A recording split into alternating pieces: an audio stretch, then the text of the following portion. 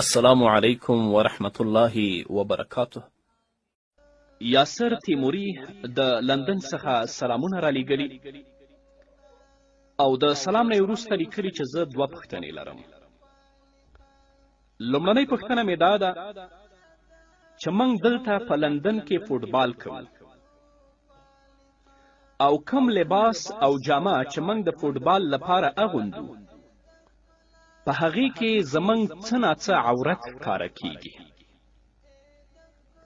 یعنې هغه نیکر د زنګانه نه څه ناڅه اوچت وي، زموږ ورنونه ښکاریږي. داسې لوبه چې په هغې کې عورت ښکاره کیږي د اسلام له نظره څنګه ده؟ او دوهمه پوښتنه مې دا ده، دلته زه او زما ملګري چې کله فوټبال کوو نو موږ اودس لرو. اوس د اوداسه په حالت کې که زموږ عورت لوڅیږي یا د یو بل مسلمان ورور عورت ته ګورو، خولي کوو، په دې سره زموږ اودسونه مات دي که نه دي مات؟ د لومړنۍ پوښتنې په ځواب کې دې باید ووایم د نارینه لپاره د نامه څخه نیولې تر زنګنونو پورې د بدن برخه عورت دی چې د دې پټول شرعاً لازم دي او د دې لوڅول او ښکاره کول دا په شرعه کې ګناه شمیرل کیږي. نو که تاسو فوټبال کوئ یا بله لوبه کوئ نو د بدن د دې برخې پټولو ته به تاسو پوره توجه کوئ. او که ستاسو د عورت څه ناڅه حصه دلته ښکاره کیږي، تاسو په دې کې ګنهګار یاستئ، الله رب العزت به درنه پوښتنه کوي. جوهرنیره په دویم جلد کې په 385 صفحه کې باب الحظر والاباحه کې لیکي قوله وينظر الرجل من الرجل جميع بدنه إلا ما بين سرته وركبته. یو مسلمان سړی د بل مسلمان سړی بدن کتلی شي مګر د نامه نه واخله تر زنګانه پورې. د دې ځای کتل دې لپاره جایز نه دي، ځکه د نامه نه لاندې تر زنګنونو پورې دا د نارینه لپاره عورت دی او د دې پټول په ده باندې فرض دي.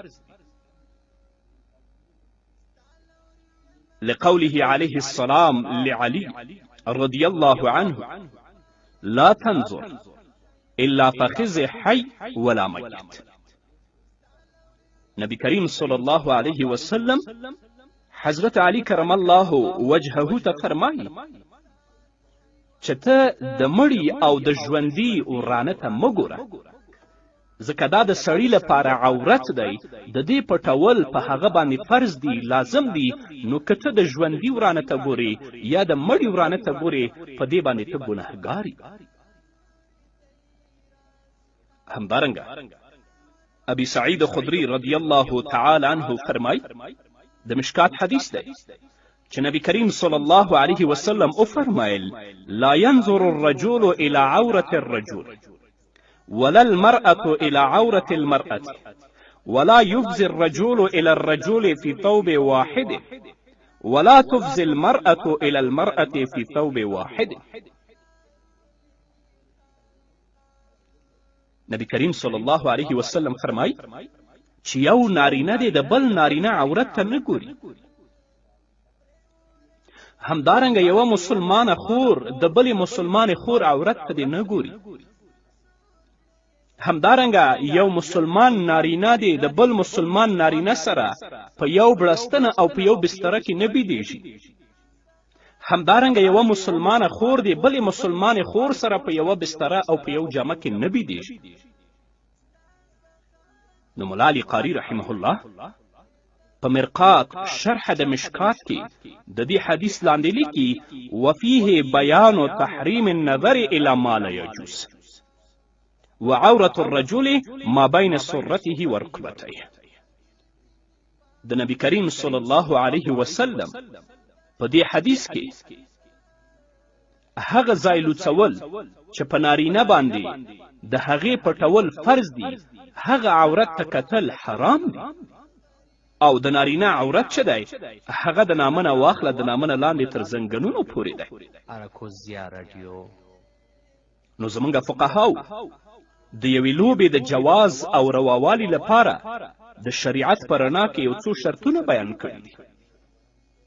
اول شرط دا دی چې مقصد به د دغې لوبې څخه مطلق بدني او ذهني ورزش او تفریح وي، خپله به دغه لوبه مستقل مقصد نه وي. دویم شرط دا دی چې دغه لوبه به فی نفسه روا هم وي او په دغه لوبو کې به ناجائز او ناروا امور او کارونه نه وي لکه پوچ ویل، فحش ویل، شکنځل کول. دریم شرط دا دی چې د دغې لوبې د وجې به په شرعي فرایضو کې کوتاهي او غفلت نه راځي لکه د مانځه قضا کېدل یا د مانځه د وخت نه وروسته کول. څلورم شرط دا دی چې په دې لوبه کې به قمار نه وي. پنځم شرط دا دی چې په دې لوبه کې به لوڅېدل د عورت نه وي. شپږم شرط دا دی چې په دې لوبه کې به شرکت د ښځو نه وي. اووم شرط دا دی چې د همیش لپاره به دغه لوبه د خپل شغل نه جوړوي. اوس که چیرې موږ نن سبا دغه معیار او شرایط مخې ته کیږدو نو اکثره لوبې ناجائزه او غلطې په نظر راځي. ځکه د لوبو د جواز لپاره یو شرط دا دی چې په هغې کې به ستا عورت پټ وي، نو چې کله ستا عورت ښکاري هغه به لوبه به تا لپاره څنګه جایز وي. جمادات او نباتات حمد ثنا وای الله الله وای الله الله زمکی اسمانونا او هم عرشی معلا وای الله الله وای الله الله. او د دویمې پوښتنې په ځواب کې دې باید ووایم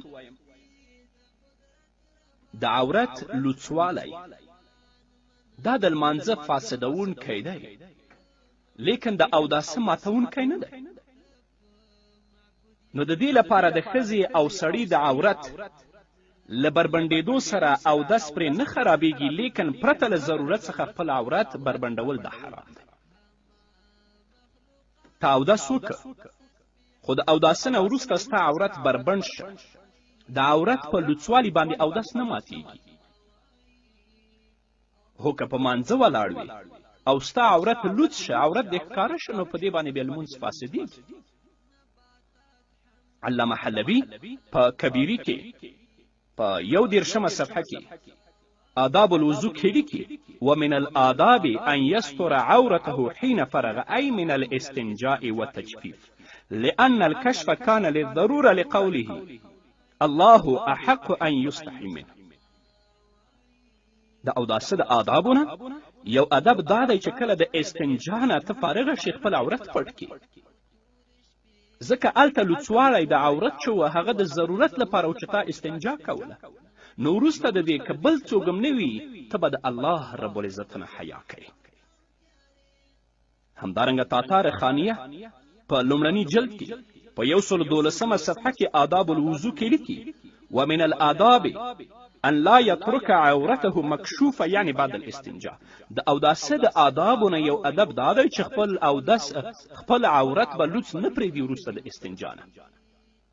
نو که د چا عورت لوڅ شه په دې باندې اودس نه ماتیږي، اگر که د عورت په لوڅېدلو باندې دا ګناهګار دی، ځکه د ترک د فرض کړی. نباتات حمد ثنا وای الله الله وای الله الله